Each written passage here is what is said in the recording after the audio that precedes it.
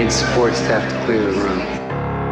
Stand up and walk now. Hello and welcome to The Watch. My name is Chris Ryan. I am an editor at TheRinger.com, and joining me on the other line, he keeps the gnocchi crispy, it's Andy Greenwald!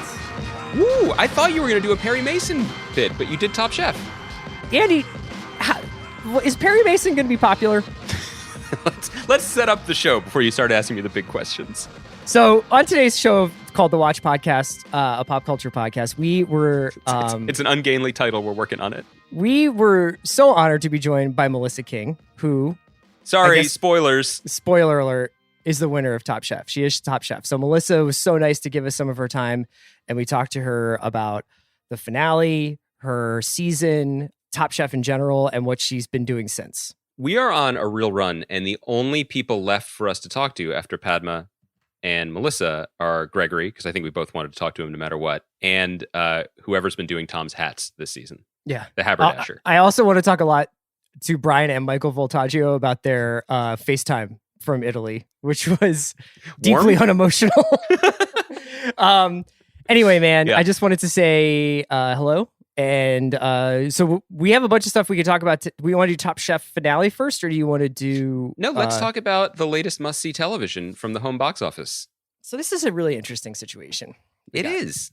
There's a couple of things here that I think everybody involved in this podcast, you, me, maybe even Kaya, unbeknownst to a lot of people, really into moody anti-hero crime dramas. Yeah. She's the one who makes us talk about them. It's true. We keep saying, no more difficult men. And Kaya's like, line them up, fellas. True. So I was going to call it True Detective, and maybe it should be called True Detective. This is a sort of reimagining of Perry Mason, obviously a very beloved and famous television show in the past. And it initially was conceived as a starring vehicle for Robert Downey Jr., who remains as an executive producer on the show.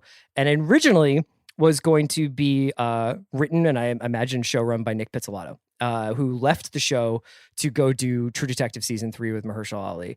And so we get both. We do get this new rebooted version, but rather than Robert Downey Jr., we have Matthew Rhys playing the titular detective. And it's set in early 1930s Los Angeles. And the opening episode kind of has pits a lot of fingerprints, if not credits. He is not credited with writing this first episode, but the themes of deep conspiracy, of child endangerment, and of very difficult substance dependent anti-hero men are all there. So I think I'd be very curious to know about like the sort of draft history over the years. Two other writers have taken over the show. We should say Roland Jones and Ron Fitzgerald. Roland Jones, always noteworthy to me into this podcast as the writer of probably the best episode of Friday Night Lights, The Sun.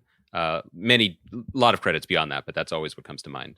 Yes. So, which isn't to say that this is like Nick's show or something like that. I just thought there were a couple of moments, especially in this first episode, where I was like, oh, wow, I wonder if this was going to be the deep cult, baby murdering, alcohol guzzling show. And now I think it will be that, but I think my colleague Andrew Gododaro put it really well in a tweet, which was essentially, and I'm paraphrasing, this is True Detective meets Boardwalk Empire, and I'm going to watch all of it. It's a weird thing. I mean, I think people, I really wonder how many of our listeners even know the name Perry Mason. Like, that's not even something that we watch. This is the far, far reaches of IP. This is a show what we're doing here that was on in the 50s and that lived on for 20 years from the 70s up until Raymond Burr, who starred as Perry Mason, died, I think, at the end of the 80s, beginning of the 90s. And so even for us as kids, this was kind of fusty material. This was movie of the week stuff. And Perry Mason was a defense attorney who not only proved his client's innocence, but often pointed out the murderer in the back row and everyone gasped and he helped people. And so this is IP that is 90 years old. It started as a series of books. This idea that he was, before a lawyer, that he was a PTSD or something suffering World War I vet working as a dingy PI. This is all relatively invented stuff. People might think when they see this and they hear the history that you just described that this is purely a vanity project, that this is something that meant a lot to Robert Downey Jr., and he wanted to find a TV vehicle for himself and for he and his wife, Team Downey. They have a his wife isn't Team Downey, his wife is Susan Downey. They have a production company called Team Downey, and that this was all lined up, for him to enter, like many stars are doing, and turn to the prestige TV sweepstakes. You might think that's how this show came about. What you may be surprised to know is this show actually was the idea of TikTok users and K-pop stans who generated this idea themselves. And so don't think Great it's job. actually more out of touch to think that this is out of touch. No, it's bizarre. Like there's no other way to put it, because you watch this show and no expense has been spared. It looks incredible. It looks incredible. It has Terrence Blanchard jazz soundtrack. It's beautiful. Tim Van Patten, who directed a lot of Deadwood, or several Deadwood episodes, I know, Boardwalk and Empire. lots of Boardwalk Empire, and is a HBO kind of go-to guy. And period pieces are not cheap. And period pieces that also have what appears to be an enormous amount of CGI or vis effects shots, specifically like the Angel's Flight Railroad exists, but it's right across from, in contemporary LA, from Grand Central Market, and it's just part of downtown LA. There are these shots that take actual things and then put them in what appear to be completely rendered landscape of 1931. Yeah. The fireworks scene that they do on the rooftops. On a roof. Yeah. And then you look at the cast. I mean, Matthew Rhys won an Emmy, deservedly, for being the star of The Americans. And then in supporting roles, you have Shea Whigham, John Lithgow, Tatiana Maslany in future episodes. Juliet Rylance, Juliet Rylance, who was phenomenal on The Nick. This is big budget stuff and heavy hitters. And I just got to start with this. It is so weird that it's all in the service of a proudly, backward looking retro noir. This doesn't, other than the intensity of the subject matter, which is no joke. And we will talk about that as we talk about the show and maybe even the series. These actors are never going to say no to playing dress up and drinking out of flasks. I mean, that's fun. But it felt very, very, very far away. And maybe that's because of the world we're living in at the moment. But I think it actually feels, rather than feeling out of context or out of touch with today's world, I just think it feels out of touch with the shows that we know work now. And that doesn't mean that you can't do the 1932 version of Perry Mason and not have it work. I think it's trying to scratch a couple of different itches. While I was watching it, I was like, oh, I wonder if this is supposed to be like their night of. This is supposed to be like almost like a prestige drama, wrapped up in a crime show. Or I wonder if this is supposed to be the new Reddit show where people are trying to make the connections already. Because clearly the last image of the pilot or the first episode is a kind of Carrie Mathison-esque collage of all the pieces mattering and these connections that Perry Mason is starting to make about this child's murder. And then I was sort of just like, maybe this is just going to be one of those period piece multi-season. We got ourselves a bunch of good-looking people in cool outfits doing stuff in a different time period in American history, and that just kind of sometimes sustains itself, as Boardwalk Empire did. It can. Not everything has to touch that third rail of relevance. It feels, I think, maybe more frustrating that it doesn't, because there's all this talk of a contentious relationship with the police, which is obviously very relevant today. And, are we using the opportunity and the budget to look backwards to say something new about the past, or even something relevant about the present? That remains to be seen. What it felt like to me, honestly, after watching it and not disliking it, just being a little bit befuddled by it, was that what it felt like to me was an HBO Max show. And what I mean by that, I know we've spent a lot of weeks saying, what is HBO Max? And maybe I wanted to get to this conversation, so that's fine. Yeah. But it doesn't feel like HBO, at least in the sense of HBO pushing the boundaries, pushing forward, trying to be the biggest, splashiest, most cutting edge, most award-friendly material. This feels like a show that could run for 6 or 7 years or longer, like the original Perry Mason show did, and everyone would be fine with it. It would attract its audience, and it would be what it is, which to me seems more, I don't want to say like down market, but it seems more mass market, like HBO Max probably is positioned to be. So less hardcover fiction and more mass market paperback. And by the way, Chris and I love mass market paperback. Absolutely. But it does potentially feel like it's in the wrong bucket. But usually when you're reading a mass market paperback, and this isn't a blanket statement because there are things in Stephen King or there's things in all sorts of really pulpy, page-turnery entertainment, first of all, that are art. And second of all, that are grotesque and are difficult and are uncomfortable, which three words that I would use for various moments of this show. I think that there is a snappier, breezier version of this show somewhere inside this first episode. You can see it in the scene between Lithgow Rylance and Matthew Rhys in that office when they're sort of taking stock of what they're going to do next and the cases as it's got rat-a-tat dialogue. It's got kind of like this is what we do. And you can kind of see exactly what you're saying. The bones of a procedural, the bones of every 3 weeks, they meet together in this office to discuss the next case that they're going to do. But then on the other hand, you obviously have all of this stuff that's coming with his alcoholism, with his ex-wife, with his child, with his time in the war, with whatever is going on with his parents and this dairy farm, and Lupe, the woman who owns an airport in the middle of, all this stuff that's going to be kind of chewed on.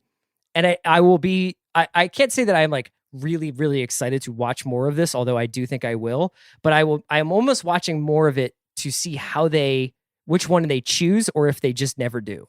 Yeah, I think that's well put, because for me, I mean, what I love about this world and this style of storytelling comes straight from Chandler and that vision of old Los Angeles and the wisecracking rye gumshoe who's also drinking a lot of rye whiskey, maneuvering through the different levels of society with the same jaded eye. And Matthew Rhys is ready to play that part. And whoever did the costumes, who I wish I should call out, I'm trying to look on the IMDb page because they're beautiful. The leather jacket, the hat, it's there for the taking. And the thing about Rhys that is so good is his ability to be still with emotion and hold camera, hold frame, hold attention, but also just raise an eyebrow a touch. And you're on his side. It's a little bit of the Han Solo gene, you know what I mean, that we're always looking for in our protagonists. That version of it is there. That version is also not necessarily in fashion, because I think an assumption is that's what classic noir did well, like Bogey. Right. And what we can do now is actually show you a dead baby with his eyes stitched open. And so that's what you're going to have to look at. People know, your mileage may vary on that. People generally know, who have been reading me and listening to me for years, know how I feel about that. But it does seem like a slightly missed opportunity. And in general, I was thinking about that opening. And for people who haven't watched it, there's a dead baby that they show. And Alyssa Rosenberg, who's a cultural writer for the Washington Post, tweeted something today basically being like, this show has an uphill battle to win me over, because now that I'm a parent, my bar for this is very, very low to be able to watch this stuff. And I completely agree with that. And Alan Sepinwall, another critic, was chiming in saying that happened to him too. My feeling with that is you can show terrible things. Like I'm not trying to censor, but that's TV. The show you're making then. Yes. And then you're committed to that. And luckily, I thought the best scene in the episode, other than the one you're talking about with the three characters, was a scene with Matthew Rhys and with Gail Rankin, who people might know as. Totally agree. Is this Charlie's mother? Yes, who is one of the great performers on. Best scene in the episode. So this is the scene when Perry Mason wanders upstairs into the dead baby's bedroom, basically, and encounters the mother, played by Gail Rankin, who is a super underrated actress. One of the best things about Glow, she plays Sheila the Wolf on that show, and I just think is terrific, and was really excited to see her in the show as well. And they share a moment, and they share a cigarette, and there is genuine and palpable emotion behind the shock, which proves the caliber of the writing and the writers involved, but also made me think that they might be interested in that as well, which is a sign, which is a positive thing, frankly. Yeah, I was thinking it's somebody. I was watching somebody on Twitter was doing like a pretty cool breakdown of Silence of the Lambs somewhere in film Twitter this weekend.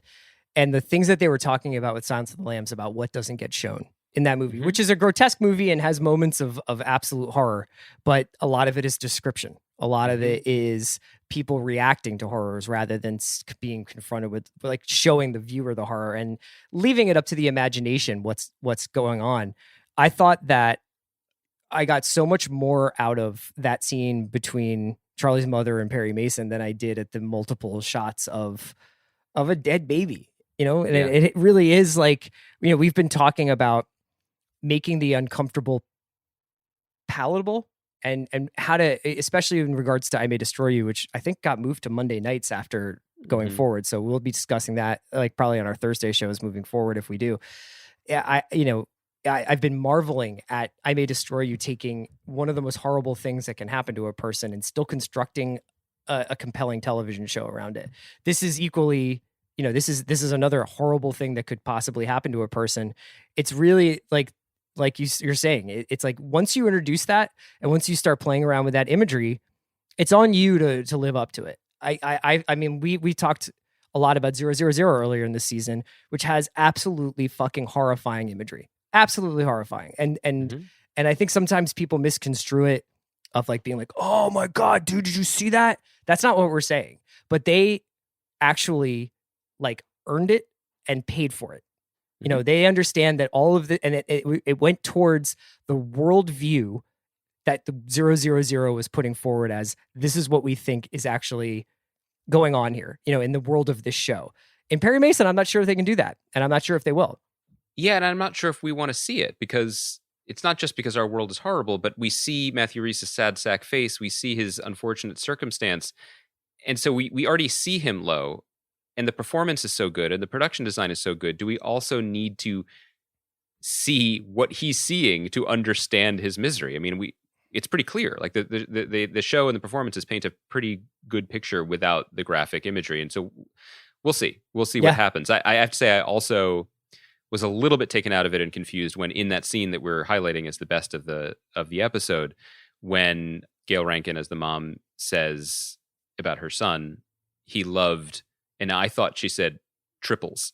And I was like, that is a really weird stat head thing for a baby to feel about baseball. And then I was like, that's even weirder for an 8-month-old baby to be like, get out of here with these like, walk or home run on what two, what are these, like the one true outcome or two true outcomes? The three true outcomes or whatever. So, no, like this kid just wants someone with jets who hits like a, just down the line and cheats it into third. And has a nickname like Slammin' Sammy. Yeah. Yeah. Like that was wild. And then I found out at the end of the episode, it was that he liked turtles. Turtles, yes. Which is still interesting, but kind of less head scratching. Closed caption buttons right there. Why don't we wrap up here and talk a little bit about Top Chef finale before we get into our interview with Melissa? So we're going to talk a lot about the finale and you'll hear a lot of our thoughts. But Greenwald, I wanted to give you what was like your takeaway from it. I thought it was a very good finale, but it was definitely like watching peak Federer, where I was like, the only person that can beat Melissa is Melissa.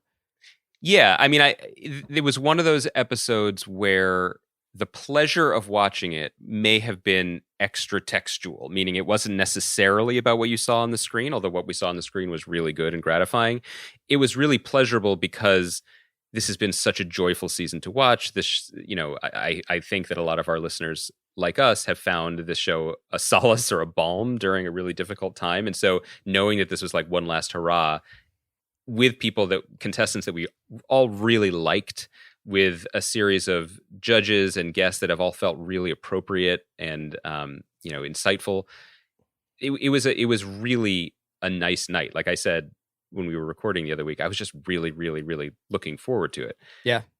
Then you had one of those finales where thankfully they didn't throw in any curveballs or wrinkles. It was just cook your ass off, and everybody did. There was no like you're going to get eliminated on the first service. None of that nonsense, which I hate. And we talk about this with Melissa, so we won't get into it here. They did the thing that they do where they made it seem like there was a crisis. And I, of course, fell for it because I am Wile E. Coyote watching the show every time. And so my heart rate definitely went up. But you remove that, and Melissa was coasting. I mean, she was just crushing it. And it was deserved. There wasn't a moment where I was like, I don't think she's going to get this. I don't think it's going to break her way, or maybe there's something that they're not showing us. There was only one dish that was criticized, and it was Stephanie's. So we knew she was in third, and it really felt like it. Here's the thing: it finished the way it felt like it was supposed to. Yes. And in 2020, I'll take it. Absolutely. I really don't have much more to add to that, other than it was a feel-good finale across the board, in so much as I felt like Stephanie and Brian both did things that either went against what people had criticized them for them before, whether it was Brian's lack of kind of soul in his cooking, or Stephanie just maybe, the suggestion that I think Stephanie was always kind of saying, which is that she was cooking above her head at a certain point. I thought that they both definitely belonged to be there. I was so happy to see them cook against one another. It looks like it was an absolutely ecstatic meal. And I thought it was a great season. You know, I think at a certain point it would be criminal for Melissa not to win. Once she kind of recovered from the camp challenge, as she talks about in our interview, I felt like it would be kind of like terrible for her not to win. Yeah. But I thought it was like it was great to not watch her just absolutely destroy the field, but actually like play against them. Yeah. And it felt like they all, I mean, you don't get this often in reality shows, said the guy who says he doesn't watch much, but I feel like this is an appropriate thing to say. You don't often get the right narrative arcs for your main characters. It sometimes doesn't work out that way, whether someone gets eliminated or someone acts against character or something else is revealed. But exactly what you said, like watching Stephanie cook to a level that even she wasn't sure if she could achieve after the year plus that she'd had after the loss of her brother was moving and gratifying, and we could see it and she expressed it. To see Brian Voltaggio reach this pinnacle again and seemingly be at peace with it. I mean, I'm sure he was annoyed, but he definitely ticked off a lot of boxes that whatever few boxes remained unticked other than actually winning. Yeah. And then, yeah, like Melissa's arc. And I mean, Melissa was making truly a unique food, you know, and I think that was what eventually it was great and unique food. I mean, I've never tasted it, obviously, but it seemed that way. And I think that's what the judges were reacting to. Okay, two quick questions before we get into our interview. Would you like to be at the Padma, Tom, Gail cook-off dinner? And what dish are you checking for? Shout out to Gail. Yes, that's the right answer. Being like, here's the salad was high-key funny. She was like, you're not catching me grilling shit. No. I am not cooking. She made a cool soup. I think she made that tart. That was dope. She didn't make the soup. Padma made the soup. So she made the salad and the tart, right? Yeah. And I was just like, that would be your boy's move. Which is like, I got like some really like great local greens. Yeah. Guess what they have here? Chicory. Guess what else they have? Olive oil. Please enjoy. And it was beautiful. And it's not even a slight at her abilities. No. She was like, know your role, find your lane, and excel. Yes. I love that. Yeah. Second question. And this is something that we'll talk about during the unfortunately long off season that awaits us. Padma said that they're looking for ways to make it happen. But yeah. I'm sure they will, but even so, like at this point in a normal Top Chef year, they're already well on their way towards pre-production and casting and things, sure. just in order to get it on in the same window. Do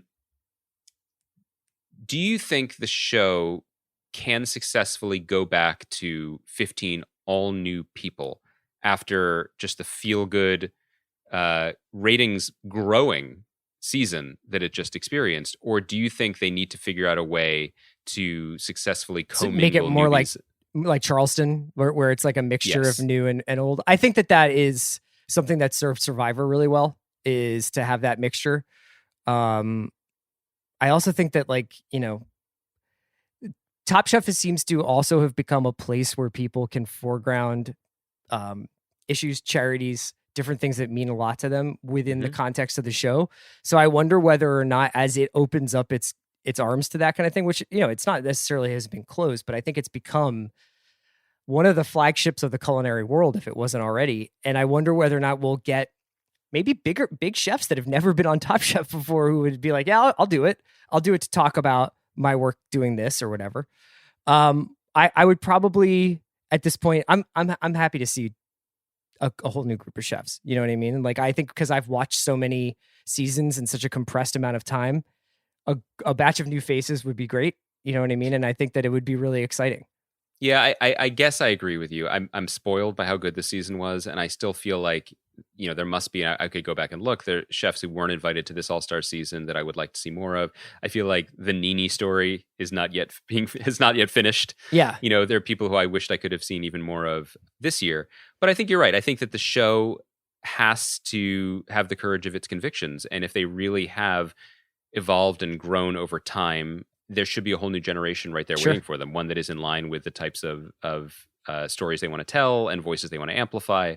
And so I am excited to see them try to do that at some point. But for the meantime, I can think of no better voice to amplify than the reigning Top Chef of the show and of our hearts, We were there for her from the beginning, I must say. The clubhouse favorite. Yeah. She brought it home. Yeah. Feels good. Feels good to talk to a champion. We talked to Melissa King. Let's get into it. Andy and I are so honored to be joined by Melissa King, who is Top Chef. Melissa, we've been following your triumph. I feel like it was in the cards. Like, I feel like Andy and I, to the extent that we were handicapping this season, were like, Melissa's to lose, but it was just still such an amazing finale and so amazing to see you finally take it home. So just congratulations from both of us. Congratulations. Thank you so much. It's been great. It's been a wild ride. I mean, I can't believe. Okay, so first of all, just full disclosure, we've been telling everyone this. So I've watched all 17 seasons, and I'm a super fan. Die hard.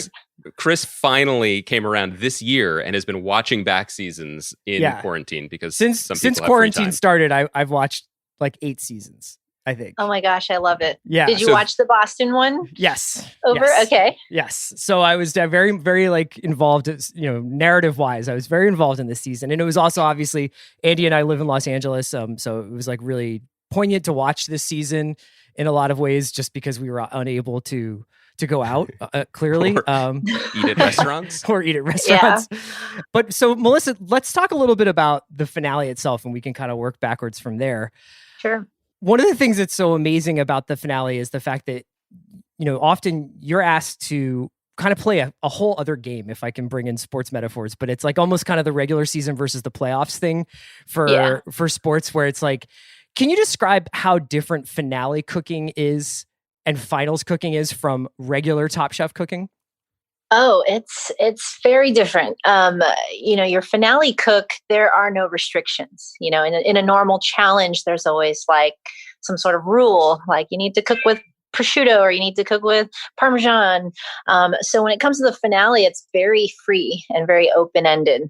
And it's really just down to the 4 courses, and you're given no restrictions. And it's good and bad, because sometimes having it be too open, you're like, there's too many things I can make. Like, what am I going to do? So you really have to be able to focus and hone in on what is that story that you want to tell with those 4 dishes. What do we not see during the finale? Because obviously, even just for the casual fan who follows you on Instagram or Gail or Padma, we see these images that we've never seen before, such as the 30 to 40 other people who are there with you at all times and the meetings that are happening in between what we do see. So just specifically in terms of the finale, which was an incredible finale, how much downtime is there between the shooting and the cooking?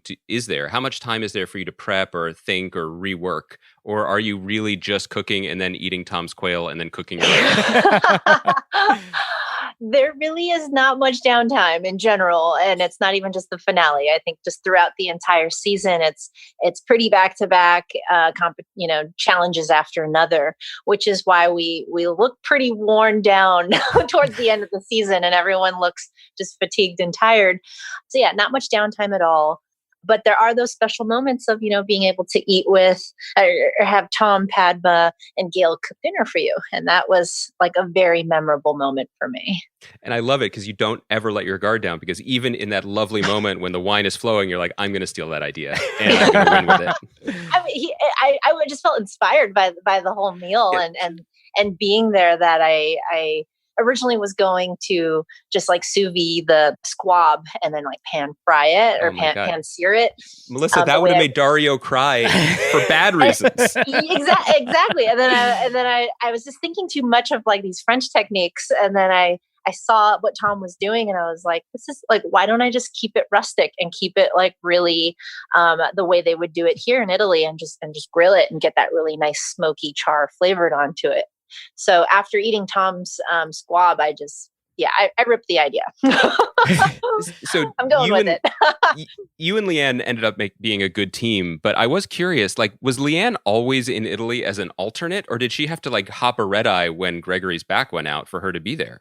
Oh, that girl hopped a red eye. Yeah, wow. She's a champ. All of them did. Malarkey too. It's just everything, all the decisions are made in the last moments, because you just don't know where everybody is as far as the placement. And so Malarkey and Leanne really traveled from like the West Coast to get to Italy. Because maybe this was just the way that it was shown this season, but in my mind, in previous seasons, there was a significant gap in time between the shooting of the season. Yeah, and don't the you shooting guys of the usually have finale. like a couple weeks off before you go back into it? Usually, yes, but this time, no. Yeah, it's one after another, and just jumping right in. So I was wondering whether or not, like you often hear about like athletes sort of pacing themselves for the championship or something like that, knowing they want to be in peak performance right when it counts the most. Do you have a finale menu kind of in your mind as you enter the season, or do you feel like that's presumptuous? I just want to grind out every day, because you went on such a heater for a while, then you had a dip, then you went back like on a hot streak, and I was wondering when you kind of started to imagine that last meal. yeah, I think around. It might have been either maybe like around the Michaels challenge. I forget exactly the specific moment, but I was thinking of, if I make it this far and I make it to the end, what are the dishes I want to present? And I had a very loose interpretation of what that was. And I really wanted Italy to be a big part of the inspiration, but of the finale menu. And so I really, I let the supermarket, or I let the farmers markets guide me. And I really wanted to just, incorporate a lot of that Californian side of my cooking, where I tend to cook with what's around. I cook with seasonal ingredients. And so I try to adapt that to my finale menu. The finale meal itself seemed just like a beautiful experience for everyone. And the response from the table that we saw on TV was almost uniformly positive throughout. I think at one point, one of the judges said it's going to be a long judges table because everyone did so well. Mm-hmm. Was it a long judges table? What was that night like for you? And what was the after service like? Did it stretch on for hours, as I know sometimes it does? Or was it more, was it briefer? I mean, they're always long.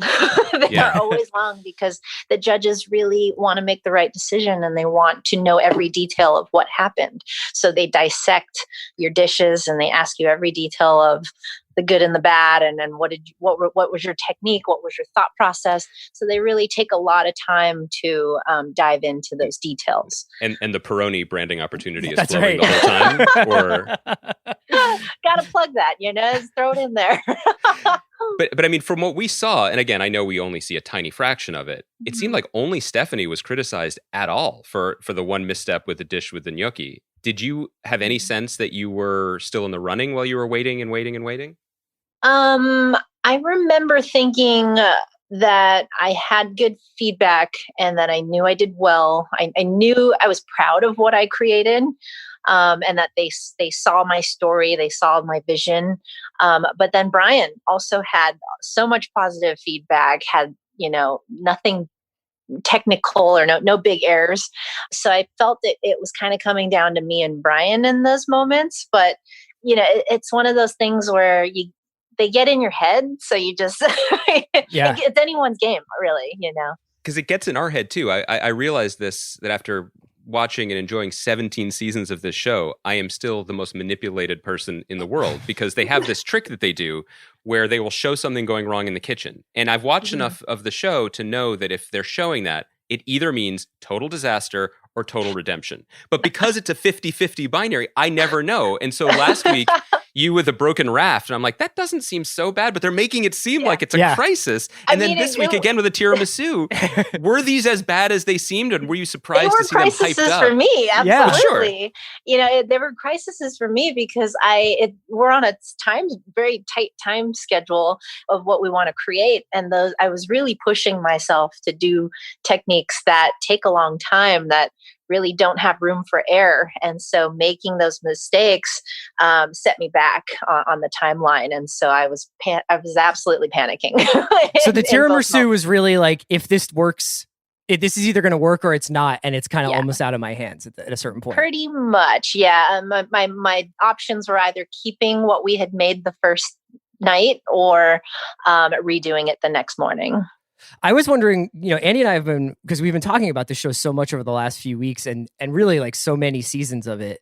And we've both remarked upon how I personally have a maybe more affection for the later seasons, because I feel like the environment in which the chefs are cooking seems friendlier, frankly, and like a little bit more certainly. supportive and collaborative. And you see people who are like, I don't want this person. Like, if I can help this person, I want them to like have the most fair shot.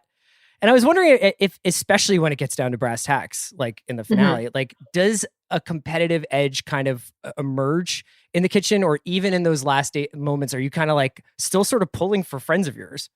Absolutely. The later, just because, we become such good friends throughout the competition. And we all respect each other so much professionally that it is hard to, not uplift each other and not help each other through it. And so towards the end, I became very good friends with Brian and Steph, and just to be there with each other. We were all like rooting for each other and proud of each other, and, helping each other too in the kitchen, because that is recording lip sync videos together. I mean, yeah, exactly.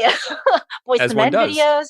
It's like we wanted each other to do well, and I think end of the day we were just like, you know what, we're all winners, and whatever happens here happens, and we should all be proud. I have to talk to you about your arc from your first appearance on the show to what you just accomplished. And I remember watching that Boston season, which had a lot of amazing chefs on it, and really loving your cooking, really enjoying your personality on the show. Thanks, Excited man. to see you back for All Stars.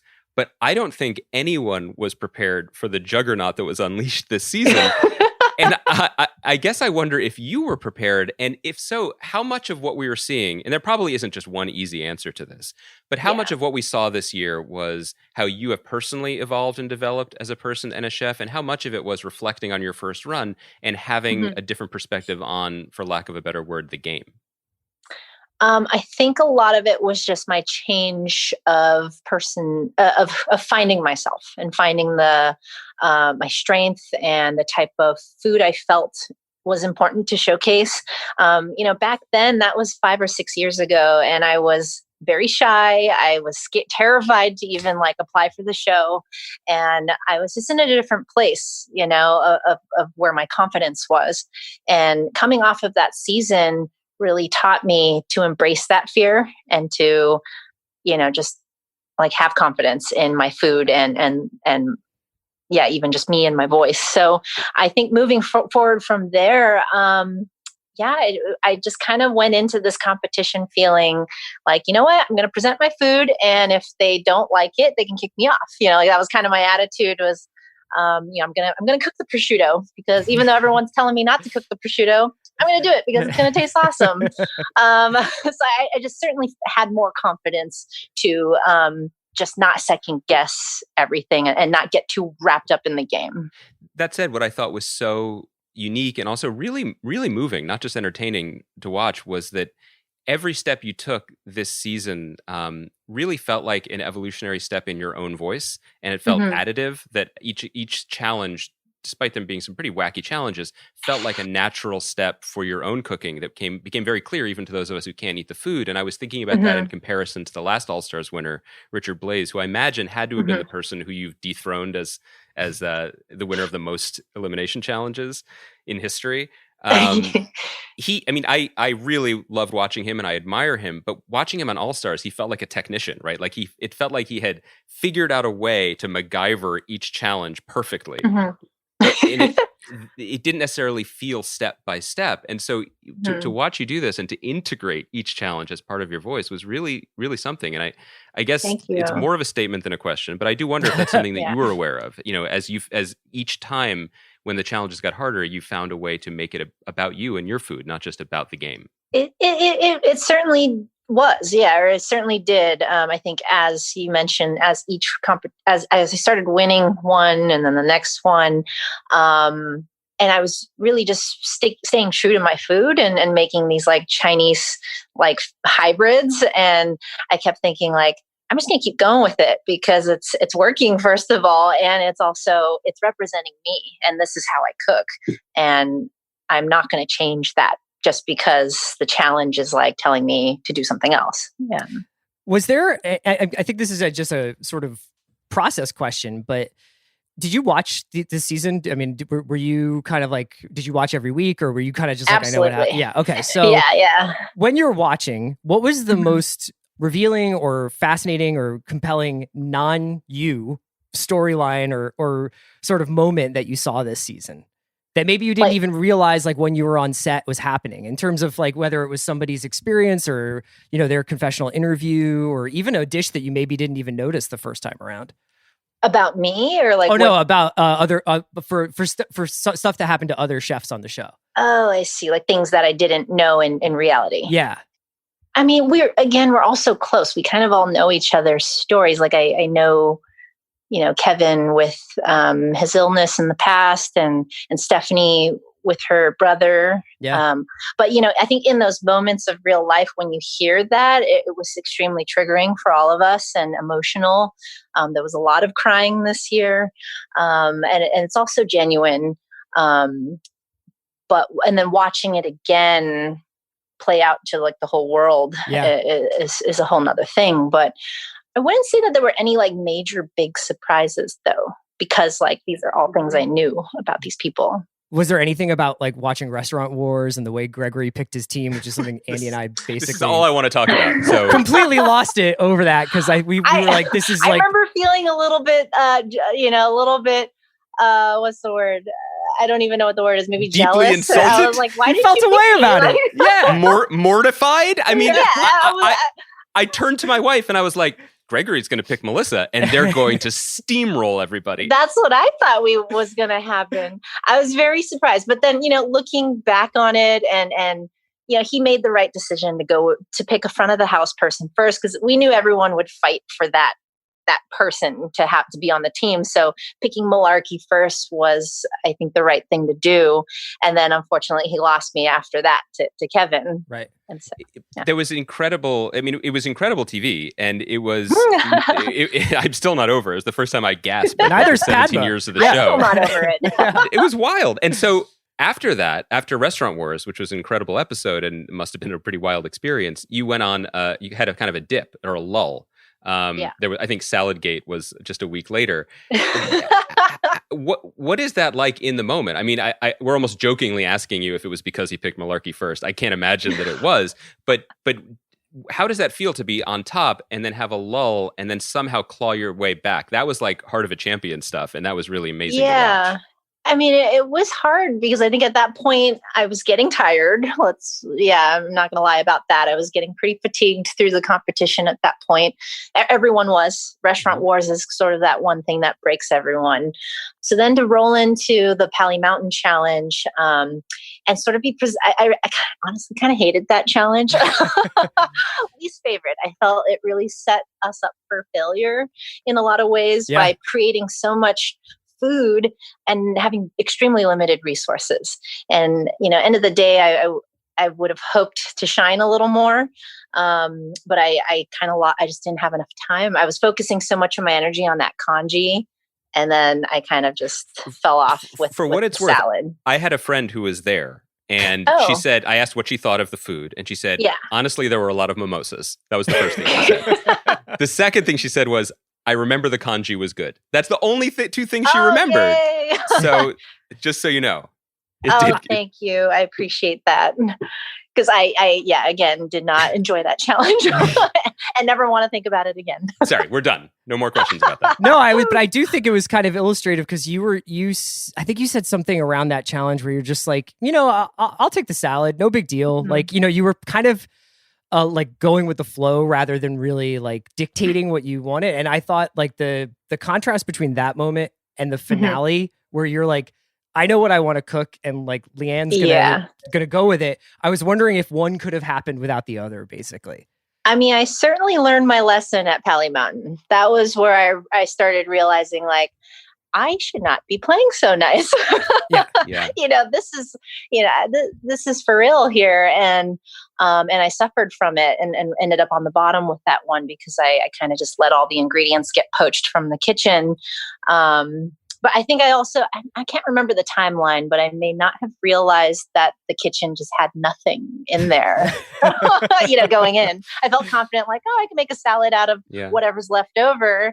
And then, yeah, the lettuce and grapes. It was like romaine. Exactly.